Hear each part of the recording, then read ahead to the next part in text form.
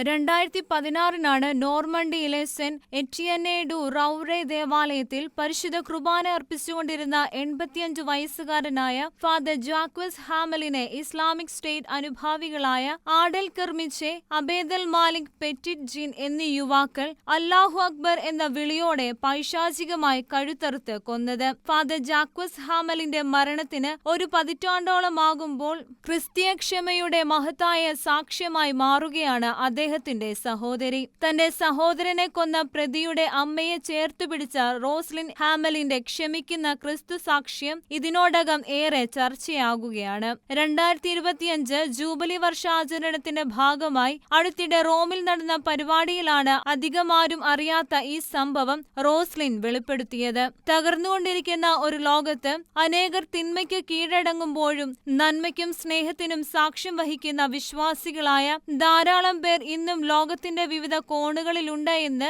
റോമിലെ Saint Louis പള്ളിയിൽ നൽകിയ സന്ദേശത്തിലൂടെ റോസ്ലിൻ ചൂണ്ടിക്കാട്ടി. തന്റെ സഹോദരന്റെ ജീവിതം ക്രിസ്തുവിലുള്ള വിശ്വാസത്തിൽ അവസാനം വരെ സമർപ്പിച്ച ജീവിതമായിരുന്നെന്ന് അവർ അനുസ്മരിച്ചു. റൂവനിലെ ആർച്ച് ബിഷപ്പ് ഡൊമിനിക് ലെബ്രൂണിന്റെ സഹായത്തോടെയാണ് തന്റെ സഹോദരന്റെ ഘാതകനായ 19 വയസ്സുകാരൻ ആഡൽ കെർമിച്ചിയുടെ മാതാവിനെ കണ്ടെത്തിയത്.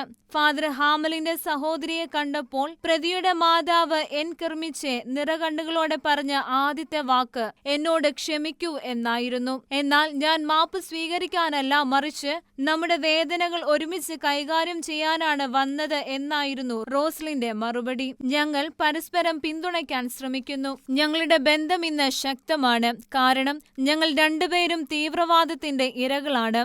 സമാധാനത്തിനായി പ്രവർത്തിക്കുന്ന ആളുകൾ ഇപ്പോഴും ഉണ്ടെന്നും റോസ്ലിൻ കൂട്ടിച്ചേർത്തു. അതേസമയം ഫാദർ ഹാമൽ റോമിലെ രക്തസാക്ഷി പട്ടികയിൽ ഇടം പിടിച്ചു കഴിഞ്ഞു. സാധാരണയായി നാമകരണ നടപടികൾ തുടങ്ങുവാൻ മരണത്തിനു ശേഷം 5 വർഷം കഴിയണമെന്ന വ്യവസ്ഥ ഒഴിവാക്കിക്കൊണ്ട് നാമകരണ നടപടികളുമായി മുന്നോട്ടു പോകുവാൻ ഫ്രാൻസിസ് പാപ്പ നേരത്തെ തന്നെ അനുവാദം നൽകുകയായിരുന്നു. International desk, ഷെഖേന news.